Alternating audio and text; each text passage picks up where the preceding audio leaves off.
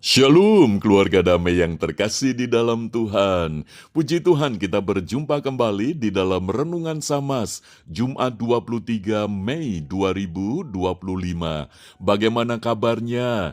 Puji Tuhan, saya percaya bahwa hidup kita ada di dalam pemeliharaan kasih setia Tuhan. Keluarga damai, mari kita menyiapkan hati, kita berdoa sebelum merenungkan firman Tuhan.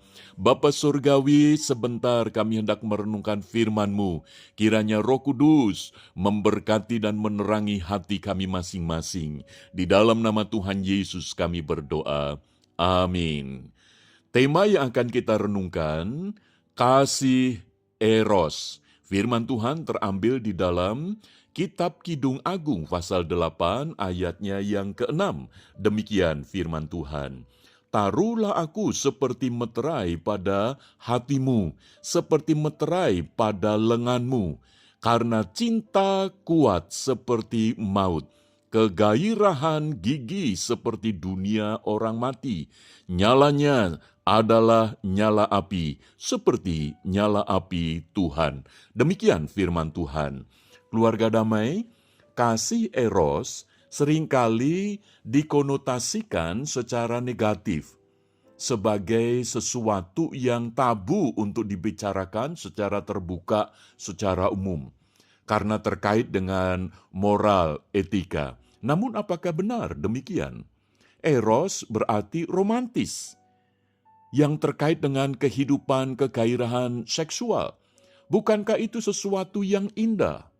Kasih eros merupakan bagian dari keutuhan kasih, yaitu kasih filea, pertemanan, kasih storge, keluarga, dan kasih agape, kasih Allah, kasih yang tanpa syarat. Sebab Tuhan ketika menciptakan Adam dan Hawa, mereka diperintahkan untuk beranak cuculah dan bertambah banyak. Di dalam kitab Kejadian 1 ayat 28. Nah, untuk beranak cucu tidak mungkin tanpa kasih eros. Artinya, kasih eros adalah kasih yang dianugerahkan oleh Tuhan bagi manusia, sehingga manusia dapat memancarkan kemuliaan Allah. Manusia dapat melangsungkan kehidupannya sebagaimana yang dirancangkan oleh Allah. Nah, Allah menganugerahkan kasih eros agar dalam kehidupan manusia segala kebutuhan hidupnya terpenuhi secara holistik. Maka itu di dalam kitab Kidung Agung sangat syarat ungkapan-ungkapan kasih eros yang bernilai mulia dan agung yang dinyatakan dalam kehidupan pasangan suami istri di dalam pernikahan. Salah satunya adalah di dalam Kitab Kidung Agung pasal 8 ayat yang ke-6 ini. Bahkan di sana ditegaskan karena cinta kuat seperti maut, kegairahan gigi seperti dunia orang mati. Ini merupakan gambaran daripada kasih eros yang bisa dinikmati untuk hidup sebagai suami istri, laki-laki dan perempuan. Ini bukan hanya sebatas aktivitas biologis, tetapi kasih eros menyangkut keutuhan, kasih daripada filea, kasih daripada storge, kasih daripada agape. Ini merupakan satu bagian yang utuh.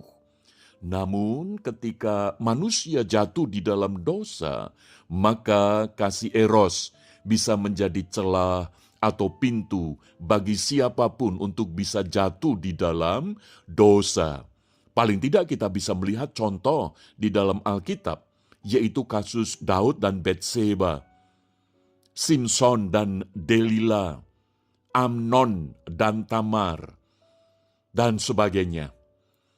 Inilah gambaran ketika kasih eros tidak di dalam kebenaran Tuhan, tidak di dalam kebenaran firman Tuhan, tidak di dalam kekudusan Tuhan, maka kasih eros bisa merusak kehidupan manusia. Namun syukur kepada Tuhan ketika Daud jatuh di dalam dosa kasih eros itu. Dia datang kepada Tuhan, maka Tuhan memberikan pengampunan. Sebab kasih eros yang diberikan oleh Tuhan tidak dicabut tetapi dipulihkan oleh Tuhan. Di mana melalui pengampunan Tuhan, Daud juga mengalami pemulihan daripada Tuhan. Sehingga ketika siapapun yang datang kepada Tuhan dan meminta ampun, maka Tuhan akan memulihkan kasih eros itu menjadi berkat di dalam sebuah pernikahan. Dan kita bisa melihat Tuhan Yesus pun juga mengampuni seorang perempuan yang didapati sebagai perempuan pelacur itu. Tuhan juga mengampuni perempuan Samaria yang punya 5 suami. Dan ini merupakan bagian bagaimana Tuhan Yesus memulihkan kasih eros itu melalui pengampunannya. Maka itu kasih eros yang Tuhan berikan, biarlah ini juga boleh menjadi di dalam kehidupan kita sebagai anugerah untuk kita boleh menikmati kehidupan ini secara utuh di dalam kasih. Mari kita berdoa. Bapa Surgawi, kami mengucap syukur untuk kasih eros yang Engkau anugerahkan. Maka itu kiranya Roh Kudus-Mu menolong kami, supaya dengan hikmat-Mu kasih eros itu boleh memancarkan kemuliaan bagi nama-Mu. Di dalam nama Tuhan Yesus kami berdoa. Amin.